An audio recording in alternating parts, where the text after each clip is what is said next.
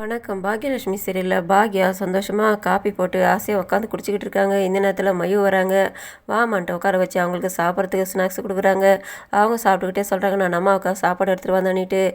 அப்போ இவங்க பேசிக்கிட்டு இருக்கும்போது அந்த பக்கம் வந்த ராதிகா பார்த்துடுறாங்க. வா மயுன்ட்டு இவங்க எங்கே பேச்சோட பேச்சு சொல்லிடுறாங்களோன்ட்டு அவங்க கூட்டிகிட்டு போய்ட்றாங்க.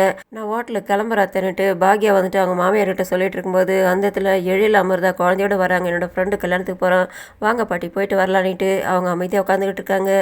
அதுக்கப்புறமா குழந்தை வந்து கூப்பிட்றா. குழந்தைகிட்டே சொல்கிறாங்க, நீ வேணா போயிட்டு வாமான்ட்டு.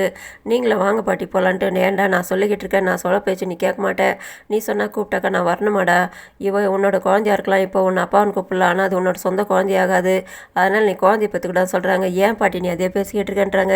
நான் சொல்கிறது உங்களுக்கு இப்போ புரியாது, பின்னால் ஒரு காலத்தில் வளர்ந்து நிற்பா, அவள் உன்னை பற்றி தெரிஞ்சுக்கினால்னாக்கா அவள் விலகி நிற்பா, அப்போ உன்னோட மனசு கஷ்டப்படாதா, அதனால் நான் சொல்கிற பேச்சு கேளுங்க, நீங்கள் குழந்தை பெற்றுங்கன்றாங்க. அதனத்தில் பாக்யா சொல்கிறாங்க, அந்த மாதிரிலாம் சொல்ல மாட்டான்ட்டு சொல்லுவான், அந்த சூழ்நிலை வரும், இப்போ வேறு ஒருத்தன் ஜெயிலுக்கு போயிருக்கான், அவன் வந்து பிரச்சனை பண்ணான், என்ன பண்ணுறது, அதனால் இவங்க குழந்தை பெற்றுக்கணும், இவன் அந்த மாதிரி பின்னால் கூட மாற்றி பேசலாம் சொல்கிறாங்க. அவன் அந்த மாதிரிலாம் பேச மாட்டான். இப்போ அவங்க வெளியில் போயிட்டுருக்காங்க, எதுக்காக அவங்கள நீங்கள் மனசு கஷ்டப்படுத்துறீங்கன்றாங்க. அவங்கள வலுக்கட்டாயம் அனுப்பிடுறாங்க. திரும்பி வந்து பாக்யா கேட்குறாங்க, ஏன் அவங்க இப்போ தான் வெளியில் போயிட்டுருக்காங்க, அவங்ககிட்ட போய்ட்டு இது மாதிரிலாம் பேசுகிறீங்களா, அவன் மனசு கஷ்டப்படாதான்றாங்க. இப்போ நான் சொல்கிறது உனக்கு புரியாது, இப்போ ஜெயிலில் இருக்கிற வந்து பிரச்சனை பண்ணானே என்ன பண்ணுறது, குழந்தை பிறந்துட்டாக்கா அந்த பிரச்சனைக்கு இடம் கிடையாது, இப்போ நான் சொல்கிறது உனக்கு புரியாது, ஆனால் நீ சொல்லியிருக்க வேண்டியது நான் சொல்லிக்கிட்டு இருக்கேன், அது கூட தப்பு, நீ சொல்கிறியே, நான் சொல்கிறது இப்போ உங்களுக்கு புரியாமல் போகலாம், பின்னால் ஒரு நேரத்தில் வருத்தப்படுவீங்க நான் சொல்கிறத பற்றி நினச்சி பார்த்து. ராதிகா மயுவும் அவங்க அம்மா வீட்டுக்கு வராங்க. என்னடி இப்போ தான் சாப்பாடு கொடுத்து விட்டு அதுக்குள்ளார வந்துட்டேன்னுட்டு மயு அனுப்பிடுறாங்க. அங்கே என்னால் இருக்க முடியலம்மா, திரும்ப திரும்ப வாமிட்டு வருது, மருந்து மாத்திரை எத்தனை தடவை நான் ஒளிஞ்சு இந்த மாதிரி இருக்குது, அவங்களுக்கு தெரியக்கூடாதுன்னு தான் நாங்கள் இன்னும் கூட அவருக்கு சொல்லலை. அங்கே சொல்கிறதுக்கு அவர் தயங்குறாரு, அச்சப்படுறாரு, கூச்சப்படுறாரு, பயப்படுறாருலாம் இவங்க சொல்கிறாங்க. அதுக்கு எடுத்து அவங்க ஷாக் ஆகிட்டு கோபிக்கு ஃபோன் பண்ணி வர வைக்கிறாங்க.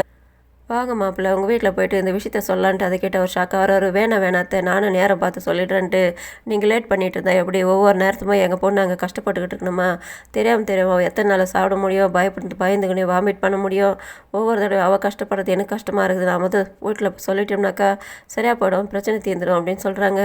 அதை கேட்டதும் இல்லாத நேரம் வரட்டும் நான் பார்த்துக்கிறேன்ட்டு, கல்யாணம் நான் குழந்தை பார்க்கணும் எல்லாருக்குமே தெரியும், அப்படி இருக்கும்போது எதுக்காக நீங்கள் தயங்குறீங்கன்ட்டு தெரியுதத்த, ஆனால் எனக்கு தான் சொல்கிறது தயக்கமாக இருக்குது, நான் நேரம் பார்த்து சொல்லிடுறேன்ட்டு அவர் சமாதானப்படுத்திடுறாரு. ராதிகா வீட்டுக்கு வராங்க. பாட்டி கேட்குறாங்க, வேலைக்கு போகலன்னுட்டு. இல்லை நான் வீட்டில் இருந்து வேலை செய்ய போகிறேன்னு சொல்லிட்டு அவங்க உள்ளே போயிடுறாங்க. அதுக்கப்புறம் பாட்டி கேட்குறாங்க, அவள் பழம் சாப்பிட்றதுனால எப்படி பளபளப்பாக இருக்கிறா பாரு, நீயும் அந்த மாதிரி பழம் சாப்பிடு பாக்கியா, நீயும் பளபளப்பாக ஆகிடுவேன்ட்டு. எனக்கு வேணாத்த நீங்கள் சாப்பிடுங்கன்னு சொல்கிறாங்க. ராதிகா வந்துட்டு அவங்க அம்மாக்கிட்ட ஃபோன் பண்ணி சொல்லிக்கிட்டு இருக்காங்க, நான் வீட்டில் இருந்து வேலை செய்ய போகிறேன், அங்கே ஆஃபீஸுக்கு போய்ட்டு எத்தனை தடவை வாமிட் பண்ண முடியும், அதனால் வீட்டில் இருந்து செஞ்சுக்கிட்டு இருக்கேன்ட்டு அவங்க ஃபோன் பேசிக்கிட்டு இருக்காங்க. இந்த இடத்துல பாக்யா துணி வந்ததுக்காக மாடி மேலே வராங்க. இவங்க ஃபோன் பேசிட்டு திரும்பிட்டு கிளம்ப பார்க்குறாங்க. அந்த நேரத்துக்கு அவங்கள மயக்கம் தலை சுற்றுற மாதிரி ஆகுது. பாக்யா வந்து பிடிச்சிக்கிறாங்க. இன்னும் அவங்களுக்கு சரியாக போகலன்றாங்க. ஆமாம், டாக்டர்கிட்ட போயிட்டு வந்து ஒன்றும் சரியாக போகலன்ட்டு அவங்க அங்கே வந்து தப்பிச்சு போகிறதுக்காக கிளம்புறாங்க. அந்த நேரத்தில் இவங்க கேட்குறாங்க, நான் கேட்குறேன்ட்டு நீங்கள் பேஜார் பண்ணிக்காதீங்க, நீங்கள் நடந்துக்கிறதெல்லாம் பார்த்தா கர்ப்பமாக இருக்கிறவங்க நடந்துக்கிற மாதிரி இருக்குதுன்னு கேட்குறாங்க. அதுக்கு எடுத்தவங்க ஷாக் ஆகிட்டு மழுப்பலாக சொல்லிட்டு கிளம்ப பார்க்குறாங்க. நில்லுங்க, நீங்கள் இந்த மாதிரிலாம் பண்ணிக்கிட்டு இருக்குது எனக்கு என்னமோ சந்தேகமாக இருக்குது, நீங்கள் கர்ப்பமாக இருக்கிறீங்களான்னு கேட்குறாங்க. ஆமாம் நீட்டு சொல்லிடுறாங்க. அது கேட்டதை பாக்யா ஷாக் ஆகிறாங்க.